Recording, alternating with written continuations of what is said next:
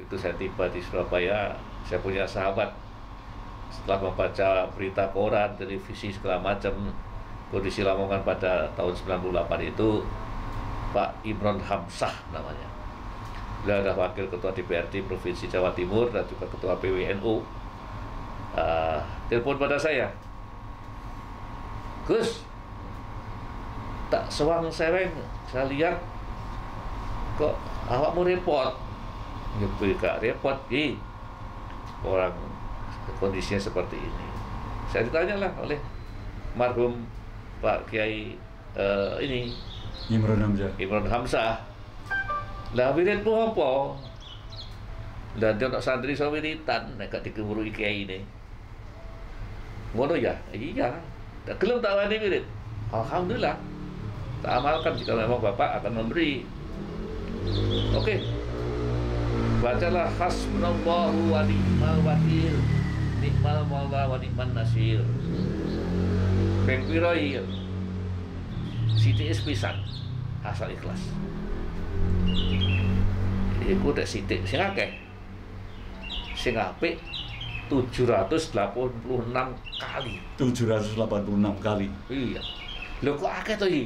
Iki resep aja bontah. Cendol dawet. Kita bergeser ke topik yang ketiga, ya, yang juga luar biasa menarik.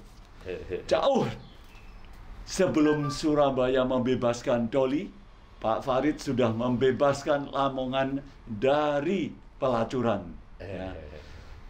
Walaupun Lamongan disebut sebagai kota santri, sangat religius, tetapi ternyata ada 7 atau 8 tempat pelacuran. Nah, ini yang sangat mengganggu Pak Farid sebagai bupati. Bagaimana ceritanya itu? Iya. Ya, itu terjadi karena ledekan Ketua DPRD Lamongan ketika itu. Dia mengatakan, Pak Farid, 1 tahun setelah saya menjabat, dia mengatakan di Lamongan itu ada perda pemberantasan pelacuran. Ditinjau dari aspek pidana jelas, ada aspek pidananya di sana. Apalagi ditinjau dari aspek agama, sudah sama sekali tidak bisa diterima oleh nalar apapun dan siapapun. Karena Pak Ketua DPR yang bertanya, saya tanya dulu, Bapak kan orang Lamongan asli, tahu seluk-beluknya Lamongan. Nah kok tanyanya pada saya? Saya tanya, ya saya nggak punya alternatif, Pak. Saya nggak punya saran yang pas untuk mencoba mengatasi persoalan ini. Ya sudah, kayak gitu mari kita dolan. Kita dolan ke pusatnya, kalau lokalisasi itu, yaitu namanya Desa Nguwok. Desa Nguwok itu bagian dari Kecamatan Modo. Tepatnya lagi kira-kira berada di antara Gunung Pegak, 5 kilo dari Babat. Nah, di sana ada kompleks pelacuran yang konon sangat besar ketika itu. Ya, yang namanya upaya, ya barangkali menemukan jalan ketika kita dekati dengan hati, jangan dengan nafsu. Maka pimpinan dewan, bahkan majelis ulama, saya ajak, meskipun dapat protes ketika itu, masa ulama tidak ke sana? Ya, nah, saya bilang, loh itu kita kan menghargai sama-sama manusia. Dia kan juga umat yang perlu penanganan, perlu perhatian, perlu pemberian jalan keluar. Siapa lagi jika manusia yang punya ilmu, yang harus bisa memberikan pemikiran itu. Dan jika kita melihat dari jauh saja, kita nggak tahu apa yang terjadi. Maka jika kita akan membuat konsep, ya dekati yang ceramah di sana. Ada apa? Ya akhirnya menentukan hari datanglah kita semua pimpinan dewan dan pimpinan Musbida ketika itu datang ke lokalisasi termasuk Majelis Ulama. Ternyata kunjungan yang maksudnya diam-diam ini bocor. Karena bocor, maka kami dengan rombongan diterima dengan pagar betis yang luar biasa. Noni santriwati dengan dandanannya yang luar biasa tuh, waduh, menyambut kedatangan saya juga jadi kikuk. Bagaimana ini menyikapi? Tapi Allah maha penuntun dari saya ketika itu. Terjadi dialog, sambut menyambut. Nah, akhirnya kita bagi diri macam 4 rombongan. Ada yang ke selatan, ke utara, ke timur, ke barat. Karena memang wismanya lebih dari 100 ketika itu. Saya kebetulan didampingi oleh ketua paguyuban Gerbong. Nah, akhirnya dia dipersilakan melihat kamar-kamar. Wah, Pak, kata Pak ketua ini, Pak, bersih Pak, sehat, gigi aman, segala macam. Pokoknya sering berobat juga anak-anak ini.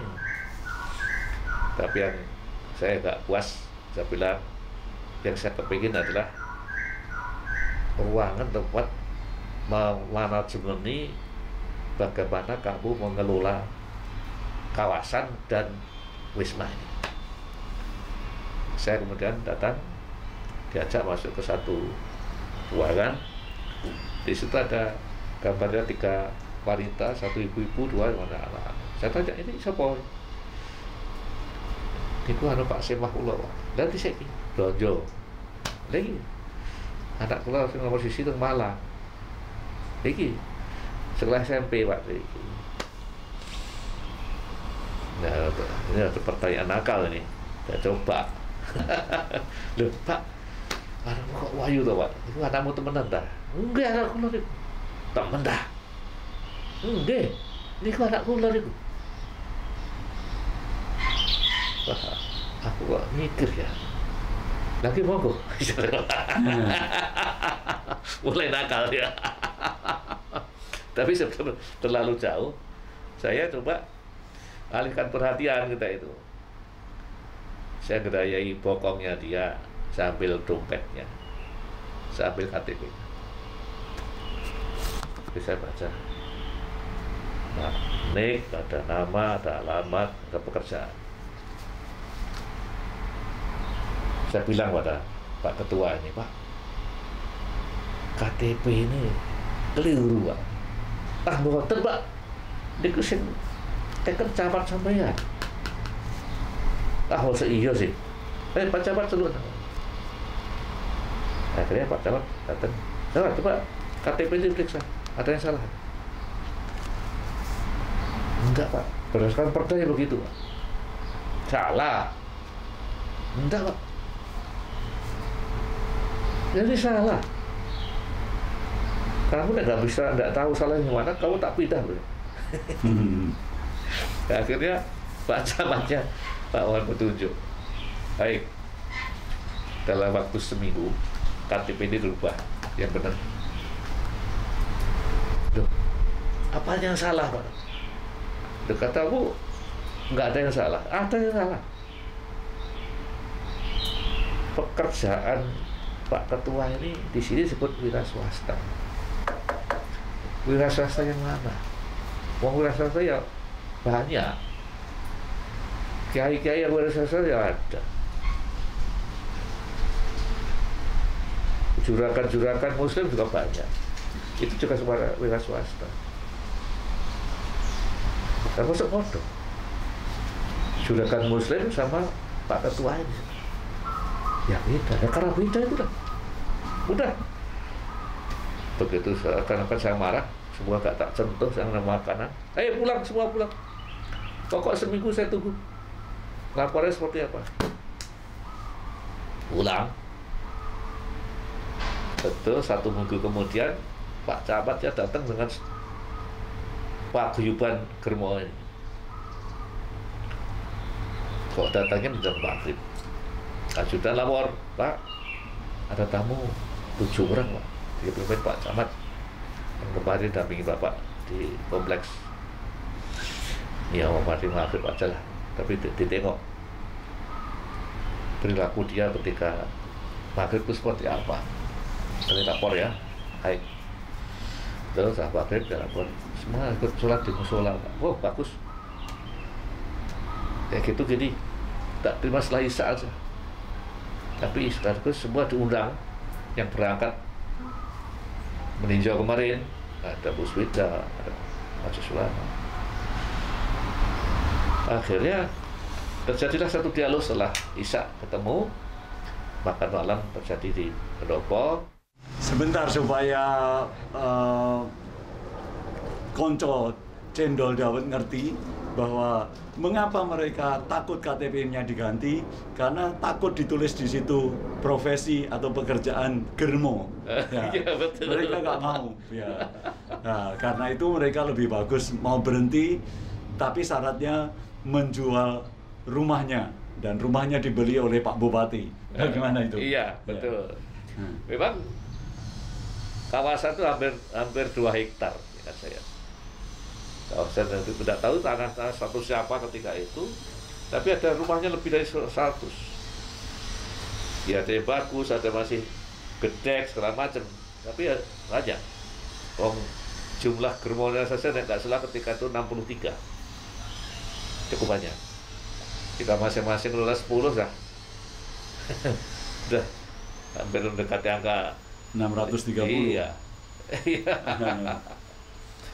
Ya, dari sanalah maka ketika dia menawarkan pertanyaan, Pak Bupati, saya harus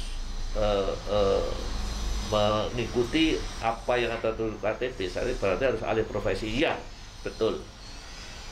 Cuman dari mana saya dapat duit? Tidak menjual kawasan ini.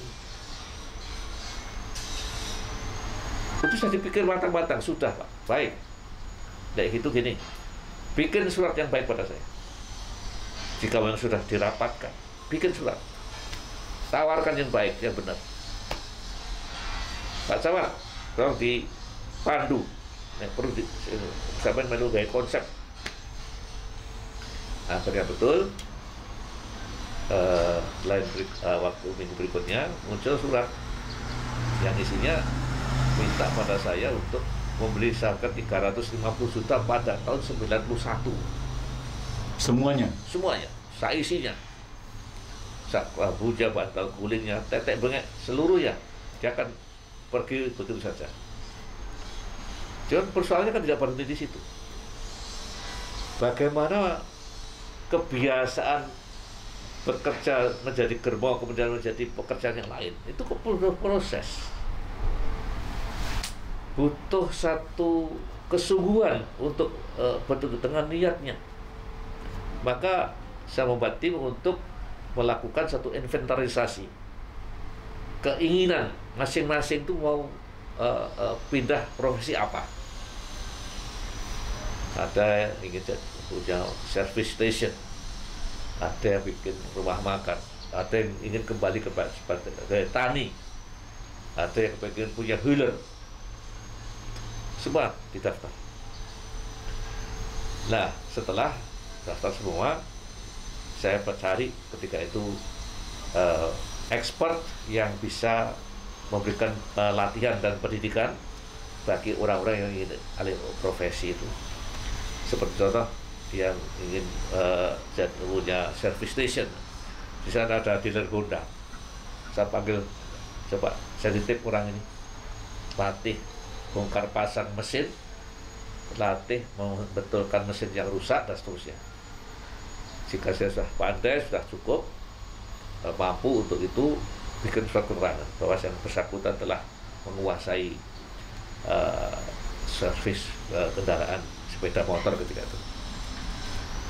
Yang pengen punya hiller, penggilingan padi, saya titipkan kepada pabrik penggilingan padi yang established, yang sudah bagus, untuk mengamati bagaimana mesinnya, bagaimana teknis pengeringan, bagaimana mengolahnya, dan seterusnya dan seterusnya. Nanti setelah cukup paham, maka ada surat keterangan dari Perpadi itu namanya, bahwa seseorang ini telah mengikuti pelatihan dan manajemen tentang pembinaan padi. Kami butuh hampir setahun untuk kemudian mengatakan bahwa masing-masing siap untuk alih profesi itu. Tidak dadakan dan tidak bisa dengan karbitan. Saya khawatir jika itu terjadi, maka dia akan melebar kemana saja, akhirnya dari profesi yang sama. Oke, setelah sistem yang kita kuasai dan kita coba persiapkan dengan baik, baru saya menjawab surat permohonan kawasan yang disewakan Pemda itu dengan harga 350 juta dengan syarat. Apa syaratnya? Saya bilang, saya tidak tawar 350 juta dengan syarat satu, jika ada kelebihan uang, haram hukumnya untuk digunakan membuka usaha yang sama di tempat manapun di muka bumi. Satu. Yang kedua, dari hasil ganti rugi nanti seluruhnya harus dicurahkan untuk kepentingan program alih profesi. Kami awasi. Yang ketiga, karena bayar kota, maka yang menutup adalah ketua paguyuban gerbong. Lah, yang pertama dia senang, oke. Yang kedua mau. Yang ketiga ini dia berontak. Enggak Pak, enggak bisa saya. Kenapa? Saya takut. Takut pada siapa? Saya akan dibunuh oleh orang. Karena dia akan memotong rantai sirkulasi kegiatan ini, Pak. Kamu takut? Ya, saya takut. Nek kamu diamankan oleh Pak Dandim sama Pak Kapolres gimana? Siap Pak, saya mau. Nah, udah Pak Dandim sama Pak Kapolres saya. Siapa? Siap Pak. Maka pada tanggal 31 Desember tahun 93, di sini ada Pak buku saya.